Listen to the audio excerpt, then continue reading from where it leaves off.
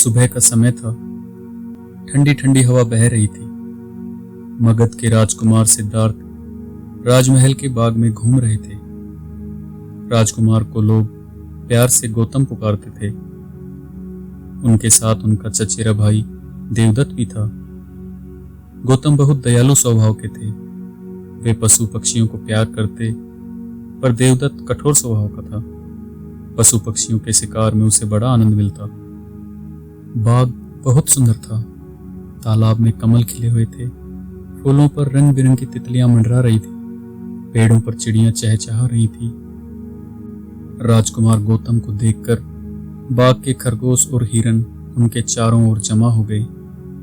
गौतम ने बड़े प्यार से उन्हें हरी हरी घास खिलाई। इसी बीच देवदत्त ने एक तितली पकड़ उसके पंख काट डाले। गौतम को बहुत दुख हुआ। यह क्या देवदत्त, तुमने तितली के पंख क्यों काटे? मैं इसे धागा बांध कर नचाऊंगा, बड़ा मजा आएगा। देवदत्त हंस रहा था।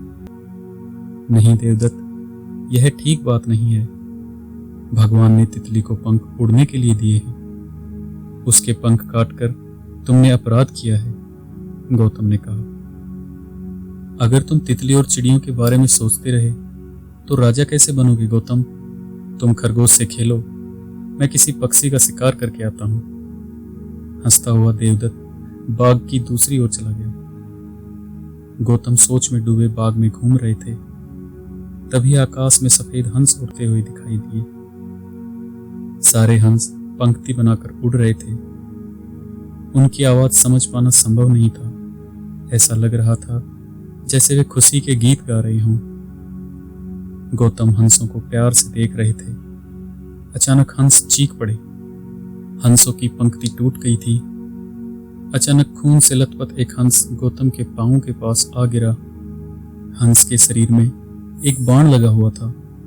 घायल हंस कष्ट से कराह रहा था। गौतम को लगा मानो हंस उनसे दया की भीख मांग रहा हो। हंस के कष्ट से गौतम को बहुत दुख हुआ। वे सोचने लगे, कुछ देर पहले यह हंस कितना खुश था। अपने साथियों के साथ गीत गाता आकाश में उड़ रहा था। एक बाण ने इसे इसके साथियों से अलग कर दिया। यह अन्याय किसने किया? गौतम ने बड़ी सावधानी से उसके शरीर से बाण बाहर निकाल दिया। उसके घाव को धोकर साफ किया। प्यार पाकर हंस ने गौतम की गोद में सिर छिपा लिया। तभी बाग की दूसरी ओर से देवदत्त तेजी से दौड़ता हुआ आया। उसे आता देख हंस डर से सिहर गया। गौतम के पास आकर देवदत्त ने तेज आवाज में कहा, सिद्धार्थ, यह हंस मेरा है। मैंने इसे बाण मारकर गिराया है। नहीं देवदत्त, यह हंस मेरी शरण में आया है। यह हंस मेरा है। गौतम ने शांति से जवाब दिया। बेकार की बातें मत करो गौतम, मैंने इसका शिकार किया है। हंस मुझे दे दो। देवदत्त ने गुस्से से कहा। मैं यह हंस तुम्हें नहीं दूंगा देवदत्त, इसे मैंने बचाया है। इस हंस पर तुम्हारा कोई अधिकार नहीं। गौतम अपनी बात पर अटल थे। गौतम और देवदत्त के बीच बहस छिड़ गई।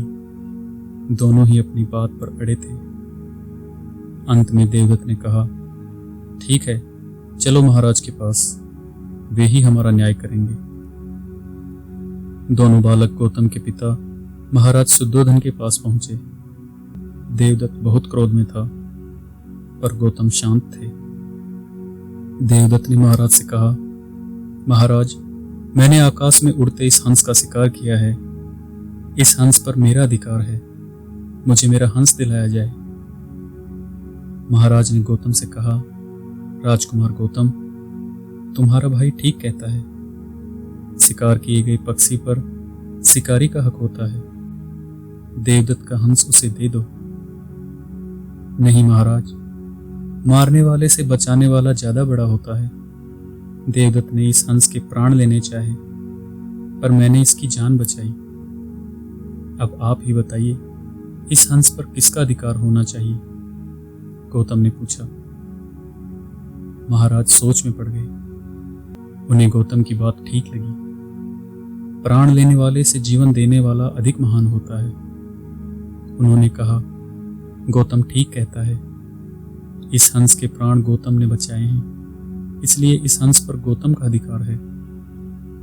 क्रोधित होकर देवदत्त ने प्रश्न किया, अगर हंस मर जाता तो क्या आप यह हंस मुझे दे देते महाराज?